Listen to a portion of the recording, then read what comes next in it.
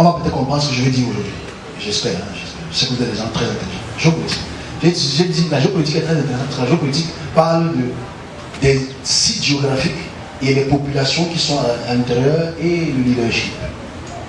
On va prendre l'Afrique de parties. J'ai mis ça sur Facebook, une petite thèse juste pour les papilles gustatives, ceux qui aiment bien lire, ceux qui aiment bien savourer la lecture. Je sais que 3 personnes ici ont lu, 3 ou 2 et demi ont lu. Le reste ont seulement vu, ils ont mis chèque.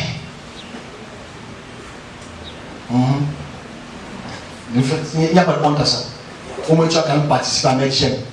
Dès que tu as commencé à lire, le syndrome automatique du sommeil t'a pris.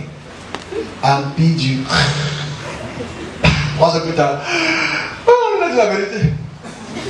Pourtant, tout ce que tu as fait, c'est le rêve. Alright? Moi, j'ai des gens qui m'envoient le message que c'est trop long. Tu peux pas raccourcir ça. Ah ouais.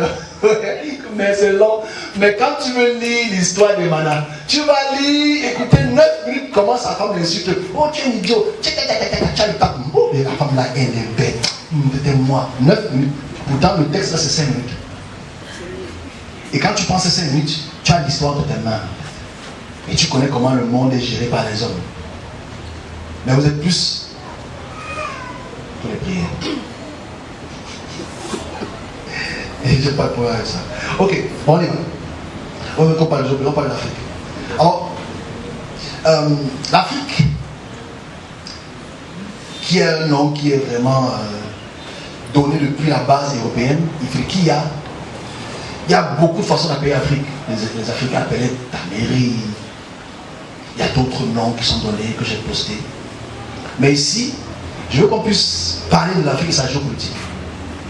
Toujours pour régler le problème. Parce que le service de Dieu est là pour rectifier. Le temps. Alors, je prendrai mon exemple tout à l'heure pour qu'on puisse se comprendre. On va aller rapidement. Pour ne pas vous saouler. D'abord, en Afrique, il y avait 4 très très grands empires. Depuis la période avant l'ère du christianisme jusqu'à la période post-coloniale. Mais je prendrai comme exemple 2 empires que j'ai mis sur la page pour que les lecteurs puissent lire. Pourquoi? Parce que moi, je fais des recherches. Pourquoi je fais ces recherches? Vous allez savoir. Obligatoirement aujourd'hui. Depuis des millénaires, l'Afrique a bercé le monde. Pourquoi? Parce que l'Afrique n'est pas seulement une question de berceau de l'humanité. En fait, c'est de l'Afrique qu'émerge la science, la transhumance, le développement de tout ce qu'on appelle l'astronomie et la technologie. C'est important de le dire. Parce que les premiers grands monuments, hyper grands, ça se trouve toujours en Afrique. Ok? Le plus vieux calendrier au monde se trouve toujours en Afrique. Les plus grands et anciens métallurgistes sont en Afrique. Donc l'Afrique est donc pas une question de berceau, mais le lieu géographique où il y a eu le plus. La géopolitique est très importante. On a vu que les microbes détruisent des millions d'hommes par an. Ok? On voit que les catastrophes naturelles détruisent les villes, les quartiers, engloutissent les hommes. Il faut aussi qu'on voie à quel point, parce qu'on est dans la création, hein, il faut aussi voir à quel point la géopolitique joue un rôle important, parce que la géopolitique concerne les hommes. Quand on parle de géopolitique, c'est pas géo qui veut dire une terre, police qui veut dire la gestion de la population, de la métropole. Alors la géopolitique est très intéressante, aussi, mais négligée, parce que du côté microscopique, pour lesquels on a les scientifiques, du côté catastrophe naturelle, pour lesquels on a encore les scientifiques, mais du côté géopolitique, si on est nul. Je pense qu'on est les plus nuls au monde.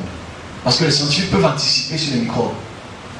Les scientifiques peuvent anticiper sur des catastrophes naturelles. Ils demandent l'évacuation. Ce qui s'est passé en Finlande il y a quelques mois. Ils ont découvert cela. Ils ont fait une évacuation. Il n'y a pas eu de mort.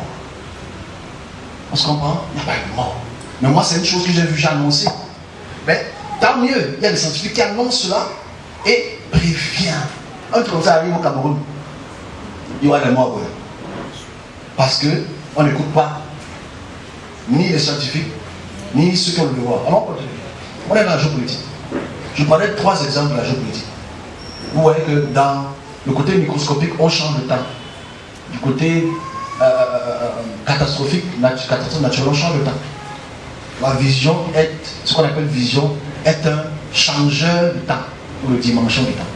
Dans la géopolitique, c'est plus facile pour vous de comprendre parce que, pas parce qu'on n'a pas compris les 2 précédents, mais parce que là, c'est peut-être plus relatif à nous. Aujourd'hui, on prend le Cameroun comme exemple, on prend Israël comme exemple. On ne veut pas Israël parce que c'est le peuple du supposé de Dieu. On va prendre aussi les peuples européens. Okay? Si on prend le Cameroun comme exemple, on se dit, ok, quelles sont les situations géopolitiques qui apportent le plus de morts, à part les microbes et les catastrophes naturelles? Ce sont les guerres internes. On a une guerre qui dure depuis près de 7 ans aujourd'hui, qu'on appelle la guerre du Nozo. On a fait un résumé de Nord-Ouest, South-Ouest, on a dit Nozo. Tu viens du Nozo, je ne viens pas du Nozo, je viens du No ou du Zo. Donc mes frères qui sont du Nozo, ceux qui viennent plus du No que du Zo. Ou vice-versa. Il faut savoir que ceux qui ont fait ces régions du Cameroun, pour être les plus honnêtes au monde, il ne faut pas être cornu, c'est les plus paisibles, les plus belles, les plus propres, les plus accueillantes. Et naturellement, ceux qui habitaient là-bas dans ces régions, partis là-bas en vacances, c'est là où tu vas acheter tout moins cher. Tout là, tu étais très moins cher. Pour comprendre le nord et le sud-ouest, et la guerre qui sévit aujourd'hui, qui fait près de 10 000 morts, parce qu'elle a 6 000 morts depuis il y a 3 ans, alors que les enfants continuent à mourir. On va se poser la question. Est-ce que le service secret camerounais était au courant que la population du nord et du sud-ouest était en grogne? Oui, il était au courant. Ils l'ont négligé.